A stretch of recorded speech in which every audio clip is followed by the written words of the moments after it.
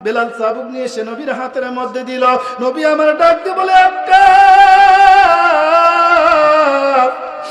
এই চাবুকটা তুমি নাও, আমারে আঘাত করো। আমি কেমন করে আঘাত দিয়েছি তোমাকে সেইভাবে আঘাত করো। এইবারে সমস্ত সাহাবী মাটিতে গড়াগড়ি করে কান্দে। আক্কা রে, ওমর ডাক দিয়া বলে, এই যে আমি কাপড়টা উঠাইলাম, নবীকে আঘাত করার পূর্বে তুমি আমার শরীরে আঘাত করো যত মন চায়, কিন্তু আমার মায়ের নবীর সাহাবী, খবরদার নবীর শরীরে আঘাত কোন সময়ের জন্য বরদাস্ত করবে না। জোরে জোরে কোন সুবহানাল্লাহ। চ্যানেলটি সাবস্ক্রাইব করুন, বেল আইকনটি বেজে দিয়ে সাথেই থাকুন। আসলে যার ভিতরে এলেম আছে, এদের সামনে লোক কম হলে কিন্তু কথা বলতে ভালো লাগে না। কথা বলেন ঠিক কিনা? আর যাদের ভিতরে তবিল নেই, মাল নেই, যাদের পড়াশোনা কম, এরা লোক বেশি দেখলে ভয় পায়। কথা বলেন ঠিক না? ঠিক কথা বলেন না কেন মুসলমান? এখানে যদি আপনার কথা না বলেন তাহলে কিন্তু আলোচনা করে শান্তি হবে না। কারণ আলোচনা বক্তার বাইর হবে আপনাদের এই আলোচনার, আপনাদের এই চিল্লানের জজবায়। কারণ সুবহানাল্লাহ যদি একবার জোরে বলেন, জান্নাতের ভিতরে আমার আল্লাহ এমন একটা গাছ দান করবে, এই গাছের ছায়াটা এত বড় হবে, দুনিয়ার জমিনে যেই ঘোড়াটা দ্রুতগামী দৌড়ায়, এই ঘোড়াটা 500 বছর ওই একবার সুবহানাল্লাহর একটা গাছ পার হইতে লাগবে 500 বছর। দূরে কোন সুবহানাল্লাহ। এই দেখেন, তাও সুবহানাল্লাহ কেন পিছনে গেলে দেন, জোরে কোন সুবহানাল্লাহ। একটা গাছ হয়েছে, আর একবার যদি কোন আরো একটা গাছ। কথা বলেন ঠিক না ভাই? বন্ধুগণ আমার, গভীর মনোযোগ দেন, বারান এদিক ওদিক তাকাবেন না। মূল আলোচনায় চলে যাচ্ছি। আমি আয়াত তেলাওয়াত করছি সূরা নিসার 174 নম্বর আয়াত। ভালো করে মনোযোগ দেন। এ বন্ধু, আমার আল্লাহ ডাক দিয়ে বলে, বান্দা শোনো, এই ফেরেশতাগুলো যখন আমাকে প্রশ্ন করলো, আল্লাহ পুরস্কার দিলেন একটা, বলেন তো বাজান, 1 নম্বর পুরস্কার আমার আল্লাহ কি দিল? জীবনের গুনাহ খাতাগুলো মাপ নেওয়ার দরকার আছে না নাই? তাহলে আমার আল্লাহ যে গুনাহগুলো মাপ দেওয়ার ওয়াদা করেছে, একটু বলেন তো বাজান, সত্য কথা বলবেন। বাড়ির থেকে যখন বাইর হয়েছি তখন কি আমরা বলেছি, আল্লাহ আমাদের গুনাহগুলো মাফ করে দেন? কেউ কি বলছি? কেউ বলেছি? আমি বক্তা, আমিও তো বলি নাই যে আল্লাহ মাফ করে দেন। মাফ নাই চাইতে যে আমার আল্লাহ ক্ষমা করে দেয়, তার কারণ হলো একমাত্র, কেবলমাত্র, শুধুমাত্র আল্লাহর কোরআন। কথা বলেন ঠিক কিনা? আজকের আল্লাহর কোরআন আমাদের সাথে না থাকার কারণে, আল্লাহর কোরআনের হুকুম অনুযায়ী না চলার কারণে আজকে পদে পদে, আপনার পারিবারিক থেকে নিয়ে রাষ্ট্র পর্যন্ত পদে পদে আমাদের সমস্যা। কথা বলেন ঠিক কিনা? ফিরে আসতে হবে, কারণ আল্লাহর ভয় আমাদের মাঝে এখন নাই। আমার আল্লাহ বলেছেন, ইয়া আইয়ুহাল্লাযীনা আমানু তাকুল্লাহা হাক্কা তুকাতিহি ওয়া লা তামুতুন্না ইল্লা ওয়া আনতুম মুসলিমুন। আল্লাহু আকবার। আল্লাহ কইয়া মানে, হে আইয়ুহাল্লাযীনা আমানু, হে ঈমানদাররা, ইত্তাকুল্লাহ, তোমরা আল্লাহকে, আমি আল্লাহকে ভয় করো। শুধু ভয় করলে হবে না, ভয় করলে হবে না, সাধারণ ভয় করলে চলবে না, ভয় করার মতো ভয় করা লাগবে। করোনাকে যেমন মানুষ ভয় করেছো, র‍্যাব পুলিশকে দেখে যেমনে ভয় কর, পালিয়ে দাও, তার চাইতে বেশি আমি আল্লাহকে ভয় করা লাগবে। কিন্তু আমি আল্লাহ বলে দিলাম, ইল্লা ওয়া আনতুম মুসলিমুন, প্রকৃত মুসলমান না হইয়া তোমরা কোনদিন মৃত্যু বরণ করো না। জোরে জোরে কোন সুবহানাল্লাহ। সূরা আলী ইমরান 102 নম্বর আয়াতের মধ্যে এই ঘোষণাটা আল্লাহ দিলেন। এজন্য আল্লাহর ভয় আমাদের করার দরকার আছে না নাই? যাদের হৃদয় আছে আল্লাহর ভয়, তারা কবু পথ ভুলে যায় না। আল্লাহর প্রেম ছাড়া এই দুনিয়ায় কারো কাছে কোনো কিছু চায় না। কি বলেন ঠিক না ভাই? ঠিক, যারা সবাই বলেন, যাদের হৃদয় আছে আল্লাহর ভয়, আকাশ কবু পথ ভুলে যায় না। আল্লাহর প্রেম ছাড়া এই দুনিয়ায় কারো কাছে কোনো কিছু চায় না। যাদের হৃদয়ে আছে আল্লাহর ভয়, তারা কবু পথ ভুলে, আল্লাহর প্রেম ছাড়া এই দুনিয়ায় কারো কাছে কোনো কিছু। কথা বলেন ঠিক না ভাই? ঠিক। আল্লাহর কাছে ছাড়া অন্য কারো ভয় আমাদের থাকার দরকার আছে বলেন আছে? আল্লাহর ভয় করলে কথা বলেন ঠিক কিনা? আমার আল্লাহ পাক রব্বুল আলামিন ডাক দিয়ে বলে ফেরেশতারা শোনো, যেই বান্দা বান্দিরা আমার কোরআনের কথা শোনার জন্য কোন জায়গায় ওরা দেরি করে নাই, কথাবার্তা বলে নাই, দোকানপাটে আড্ডা দেয় নাই, ওই যে বান্দারা আমার কোরআনের কথা শোনার জন্য চুপ করে মনোযোগ সহকারে কোরআনের মাহফিলে বসে আছে এবং আখিরি মুনাজাত পর্যন্ত তওবা করে উঠেছে, আমি আল্লাহ ওদের জন্য 2 নাম্বার পুরস্কার দিলাম।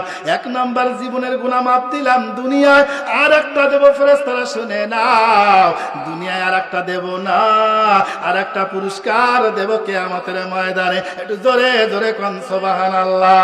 ফেরেশতা ডাক দিয়ে কয় মালিক, 2 নাম্বার পুরস্কার কি আমরা কি জানতে পারবো না? এই আফসোসটা কি আমার থেকেই যাবে?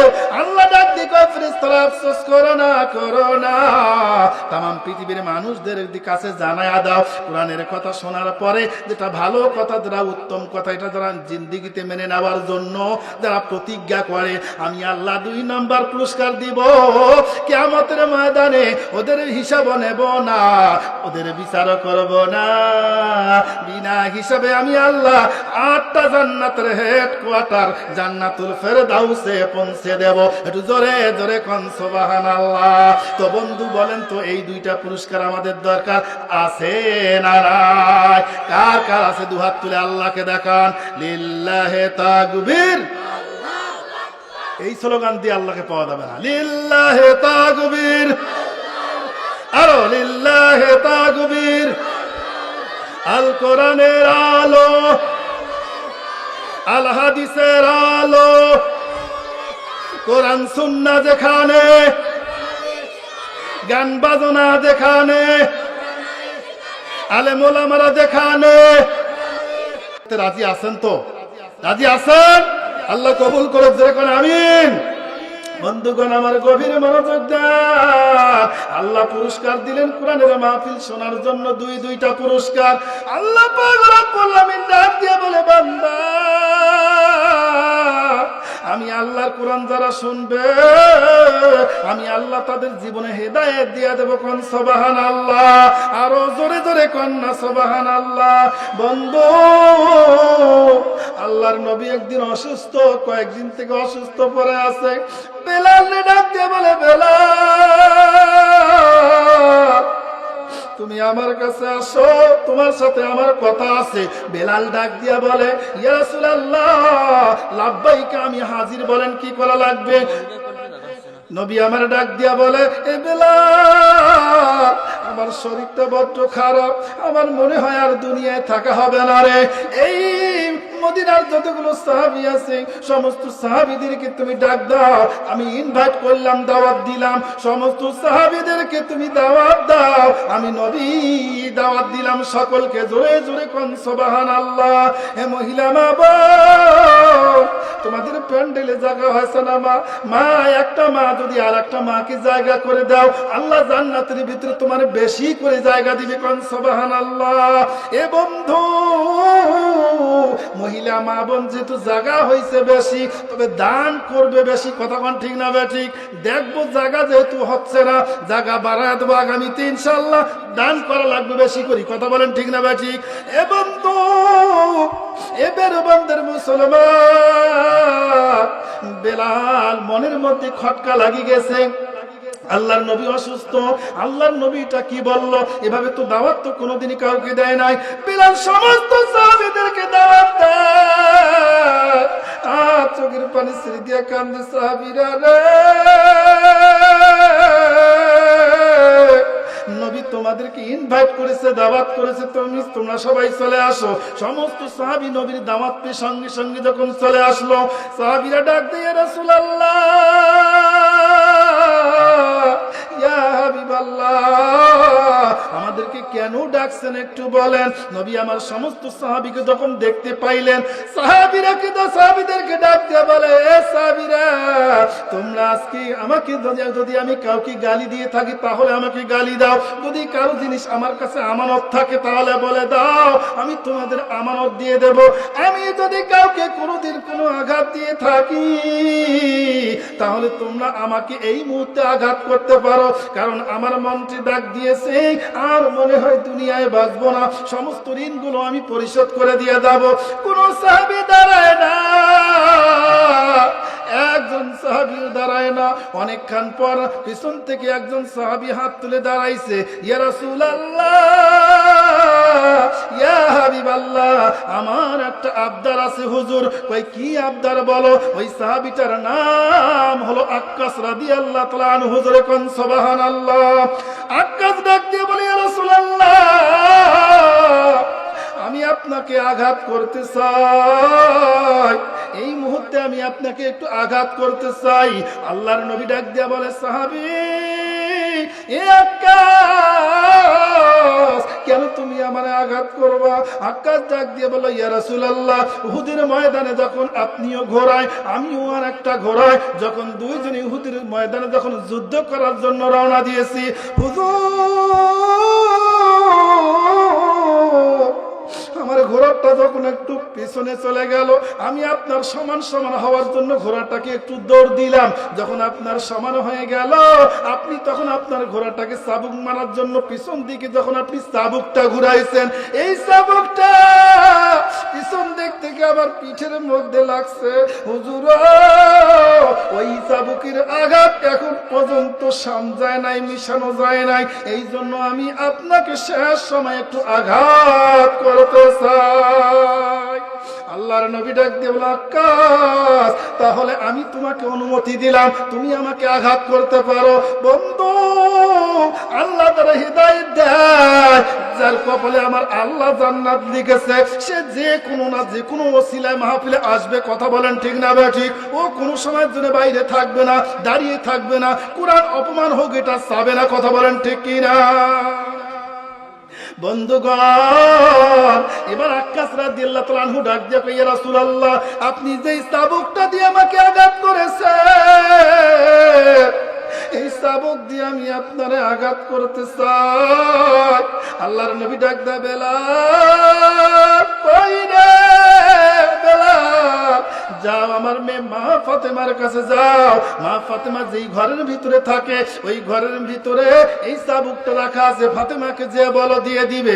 আল্লাহর নবীর সাহাবী হযরত বিলাল ডাক দিয়া বলে, আল্লাহ, এই কেমন সাহাবী, কেমন করে নবীকে আঘাত করবে? এটা তো সহ্য করার মতো না। সাহাবীরা রে, এই আকাশ আটকাও, এই জন্য আমার নবীকে আঘাত করবে, এটা সহ্য করার মতো না। নবীর শরীরে একটা মাছি পর্যন্ত পড়ে নাই, মশা পর্যন্ত পড়ে না, আমার নবীর মা নাই, বাবা নাই, এতিম নবীরে কেমনে আঘাত করবে? হাঁটি হাঁটি পা পা করে চিন্তা ভাবনা করতে করতে যখন ফাতেমার দরজায় পৌঁছেছে, কেমনি ডাক দেয়, ডাক দিতেও পারে না। আল্লাহর নবীর সাহাবী বেলাল চোখের পানি মুছে আর ডুকরে ডুকরে কান্দে, আল্লাহ, নবীর শরীরে আঘাত করার আগে আমাদের তুমি মৃত্যু দাও। ও বন্ধু, আল্লাহর লীলা খেলা বোঝা বড় দায়। এবার যখন ফাতেমা রাদিয়াল্লাহু তাআলা আনহা ঘরের দরজা খুলে দেখে, বেলাল, তুমি কেন কান্দো? বেলাল ডাক দিয়ে কয়, ফাতেমা, তোমার ঘরে যুদ্ধের চাবুকটা রাখা আছে, ওই চাবুকটা আমাদের নবী চেয়েছে, তুমি চাবুকটা দাও। ফাতেমা ডাক দি বলে, বেলাল, তুমি না নবীর সাহাবী, কে আমার নবী তো অসুস্থ, আমার আব্বা জান তো অসুস্থ, সে তো আর যুদ্ধ করতে পারবে না, কেন তুমি এই চাবুক কি করবা? বেলাল বলতে পারে না। ফাতেমা ডাক দি বলে, বেলাল, তুমি কি হয়েছে আমার সত্য কথা বলো। বেলাল কেন্দে কেন্দে বলে, ফাতেমা রে, আক্কাস চাবুক দিয়ে নবীকে আঘাত করবে। ফাতেমা কান্দে আর বলে, বেলাল, তুমি না আল্লাহর নবীর সাহাবী, তুমি না মায়ার নবীর সাহাবী, তুমি কেমনে সহ্য করবা? যাও চাবুক নিয়ে যাও। বেলাল চাবুক নিয়ে এসে নবীর হাতের মধ্যে দিল। নবী আমার ডাক দিয়ে বলে, আক্কাস, এই চাবুকটা তুমি নাও, আমারে আঘাত করো, আমি কেমন করে আঘাত দিয়েছি তোমাকে সেইভাবে আঘাত করো। এইবারে সমস্ত সাহাবী মাটিতে গড়াগড়ি করে কান্দে। আক্কাস রে, ওমর ডাক দিয়া বলে এই যে আমি কাপড়টা উঠাইলাম, নবীকে আঘাত করার পূর্বে তুমি আমার শরীরে আঘাত করো যত মন চায়, কিন্তু আমার মায়ের নবীর সাহাবী খবরদার নবীর শরীরে আঘাত কোন সময়ের জন্য বরদাস্ত করবে না। জোরে জোরে কোন সুবহানাল্লাহ। আর এখন সেই বাংলাদেশের মুসলমান নবীকে নিয়ে কটূক্তি করে কথা বলেন, ঠিক না ঠিক? এই দুঃসাহস করেছে, এরপরেও বাংলার জমিনে বিচার হয় না, এই কথা বলেন, ঠিক না ঠিক? বন্ধুগণ, এইবার যখন আল্লাহর নবী চাবুক দিয়েছেন, সমস্ত সাহাবী মাটিতে গড়াগড়ি করে কান্দে, ডাক দিয়ে বলে আক্কাস রে, খবরদার নবীর শরীরে তুমি আঘাত করো না, করো না আঘাত, তুমি আমাদের করো যত মন চায়, কাপড় খুললাম শরীরের, খালি শরীরের ভিতরে আঘাত করো। আল্লাহর নবীর সাহাবী আক্কাস রাদিয়াল্লাহু তাআলা আনহু বলে, যে যাই বলেন না কেন আমি নবীর শরীরেই কেবল আঘাত করতে চাই। একটু জোরে জোরে কোন সুবহানাল্লাহ। নবীর শরীরে আঘাত করবে কেমন সাহাবী? আল্লাহর নবী ডাক দিয়া বলে, সাহাবী আক্কাস তুমি আমার শরীরে আঘাত করতে পারো, কোনো সমস্যা নাই। এইবার আল্লাহর নবীর সাহাবী আক্কাস রাদিয়াল্লাহু তাআলা আনহু ডাক দিয়া বলে, ইয়া রাসূলুল্লাহ, আপনি যখন আমাকে আঘাত করেছেন আমার শরীরে কোনো কাপড় ছিল না, আমি আপনার শরীরে কাপড় রেখে আঘাত করতে চাই না, আপনি কাপড় খোলেন, আপনি খালি গায়ে, আমি আপনাকে চাবুক দিয়ে আঘাত করতে চাই। হুজুর কাপড় যদি আপনার শরীরে থাকে আমি কিন্তু আঘাত করতে পারবো না, আপনি মেহেরবানি করে কাপড়গুলো খোলেন। আল্লাহর নবী তখন চোখের পানি ছেড়ে দিয়ে কান্দে, আক্কাস আমারে আঘাত করবো, আমার সাহাবীগুলো কিন্তু সহ্য করতে পারবে না, কিন্তু আকাশ আমার একটা রিকোয়েস্ট তোমার কাছে, এই জায়গায় সাহাবীর সামনে যদি আঘাত করো সাহাবীগুলো সহ্য করতে পারবে না রে আক্কাস, তবে একটু ঘরের ভিতরে চলো, ওই ঘরের ভিতরে যেমনি চাই তুমি আমারে আঘাত করবা। এইবার আল্লাহর নবীকে আক্কাস ডাক দিয়া বলে, হুজুর চলেন। আল্লাহর নবী সামনে সামনে ঘরের ভিতরে যায়, পিছনে পিছনে আক্কাস ওই চাবুকটা নিয়ে যাচ্ছে, যুদ্ধের চাবুকটা।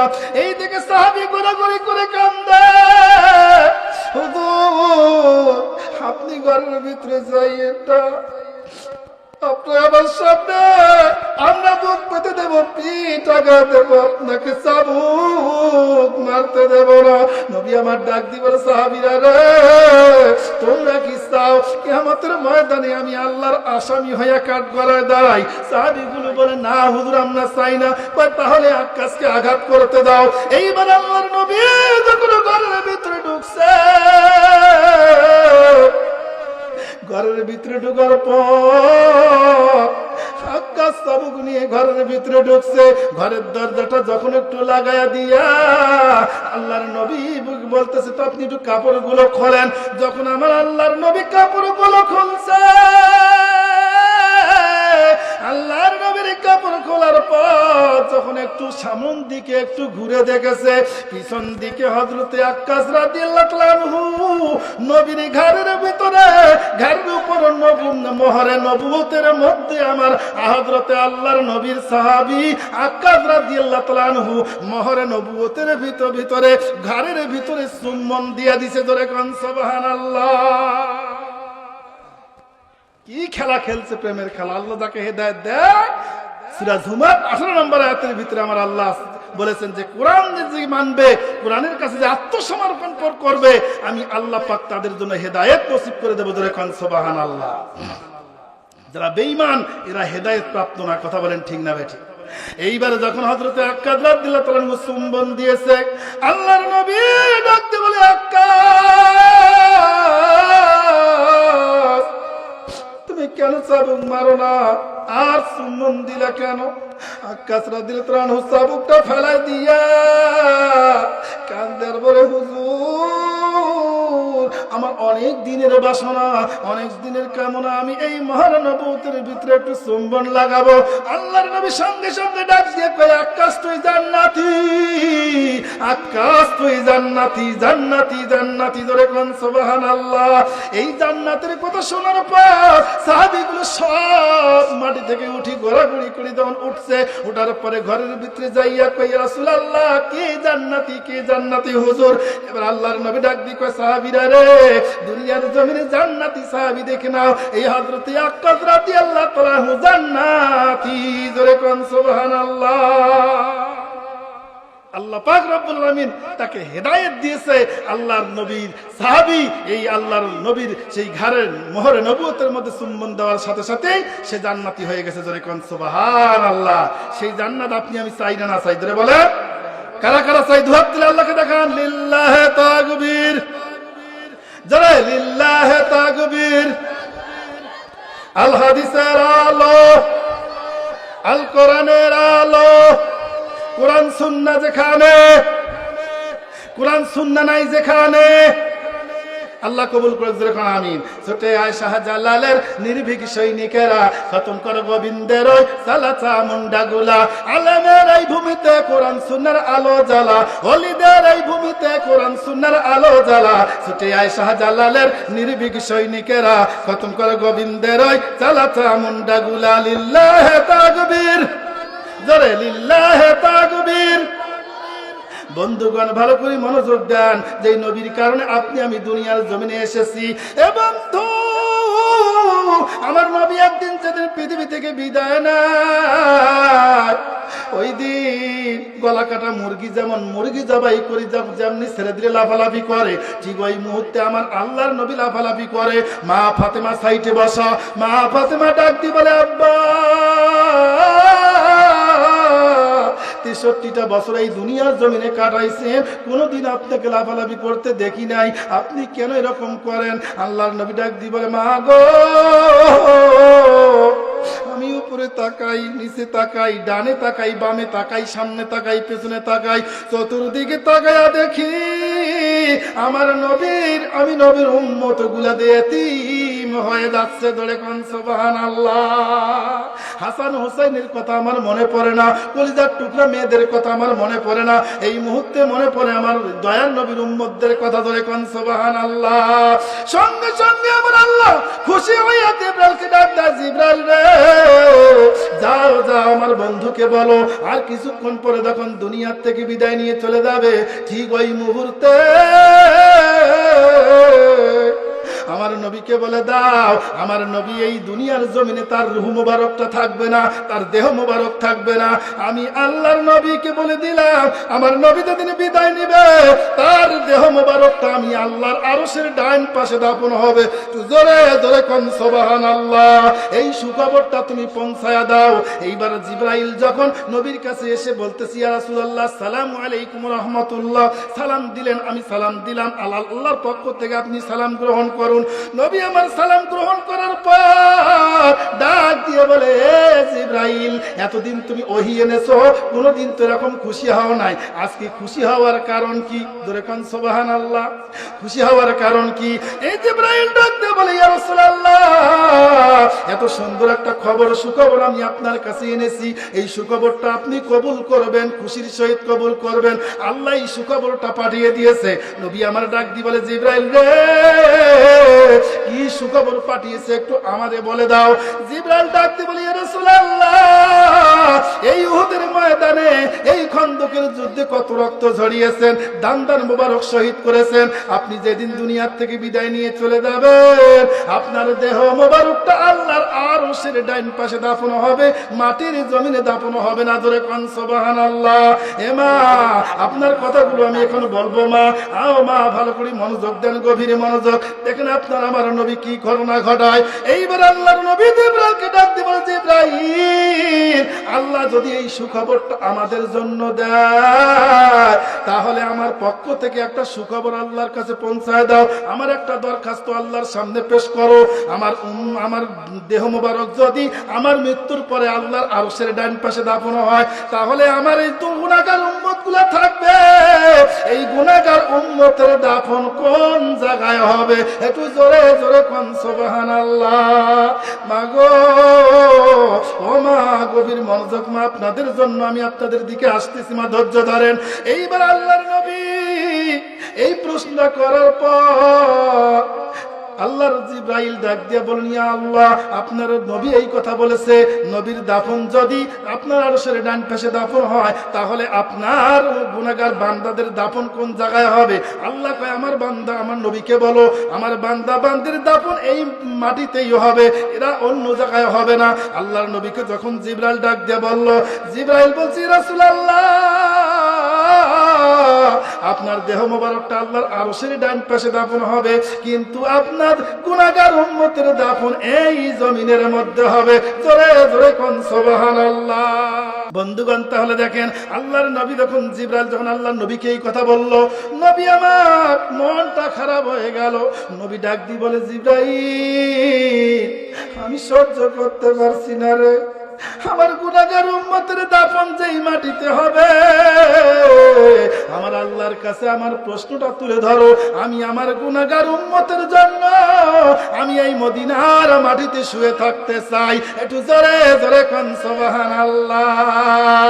এ বন্ধু, আমার আল্লাহ রাব্বুল আলামিন সুন্দর করে ডাক দিয়ে বললেন, যাও, আমার বন্ধু যেটাতে খুশি আমি আল্লাহ সেটাতে খুশি। ধরে কোন সুবহানাল্লাহ। আমার আল্লাহ বলেন, কুল ইন কুনতুম তুহিব্বুনাল্লাহ ফাত্তাবিউনি ইউহিব্বুকুমুল্লাহ।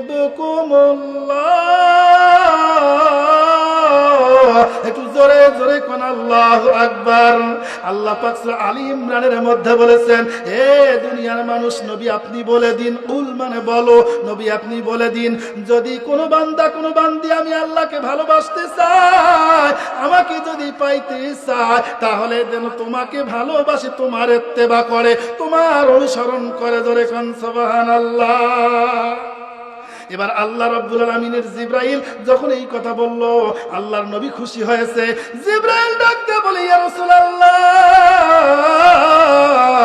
ইয়া হাবিবাল্লাহ, আপনি কেন এই মদিনার মাটিতে শুয়ে থাকতে চান? কোন নবী রাসূলের ভাগ্য তো হয় নাই আরশে আজিমে থাকার, আপনি আল্লাহর আরশের ডান পাশে দাফন হবে, সুন্দরভাবে থাকবেন, কেন এই মাটিতে থাকতে চান? আল্লাহর নবী ডাক দিয়ে বলে, জিবরাইল, আমি কেন এই মাটিতে শুয়ে থাকতে চাই রে চাই? আমি, তুমি জানো না, এমন একটা সময় আসবে, এমন একটা দিন আসবে, ওই সময় হাতের মধ্যে আগুনের কয়লা ধরে রাখা যেমন কষ্টকর, ঠিক ওই রকম কষ্ট হবে বান্দা বান্দির ইমানটা ধরে রাখার জন্য। এ বন্ধু, এ দল ঢাকার মুসলমান, বেরুবান্দার মুসলমান, আমার নবী আপনার আমার জন্য আরশে আজিমে থাকে নাই। নবী আমার ডাক দিয়ে বলে, জিবরাইল রে, তুমি কি দেখো নাই? দেখো নাই, একটা মুরগি যখন 20টা বাচ্চা ফুটায়, আকাশ যখন মেঘাচ্ছন্ন হয়ে যায়, বৃষ্টি আসবে, ঝড় আসবে, মুরগির বাচ্চার মা 2টা পাখা বাড়ায় দিয়া মুরগির ভাষায় বাচ্চাগুলোকে বলে, সন্তানেরা রে, আকাশ খারাপ, ঝড় আসবে, বৃষ্টি আসবে, আমি 2টা পাখা মেলান করে দিয়েছি, তোমরা সমস্ত সন্তানগুলো আমার ডানার ভিতরে প্রবেশ করো, কোন ঝড় তুফান, কোন আযাব, কোন গজব আমি মা থাকতে তোমাদেরকে স্পর্শ করবে না। জোরে জোরে কোন সুবহানাল্লাহ।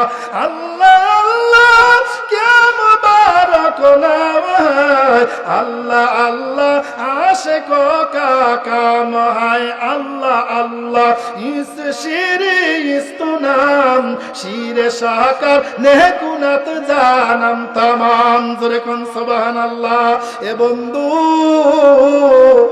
আল্লাহর নবী ডাক দিয়ে বলেন, জিবরাইল, একটা বা মুরগির বাচ্চার মা এতগুলো বাচ্চাকে যদি ডানা দিয়ে ঝাপটে ধরতে পারে, জিবরাইল রে,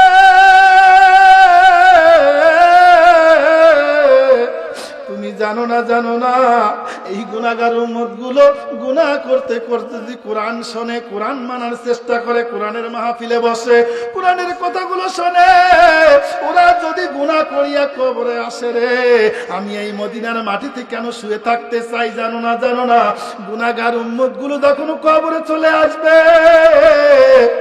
গুনাহগার উম্মত গুলার যখন কবরের মধ্যে আমার আল্লাহ আযাব দিয়ে দিবে, ঠিক ওই মুহূর্তে আমি আল্লাহর নবী মদিনার মাটিতে শুইয়া দুইটা হাত বাড়াইয়া গোটা পৃথিবীর উম্মতদের আযাব গজব থেকে হেফাজত করব। একটু জোরে জোরে কোন সুবহানাল্লাহ।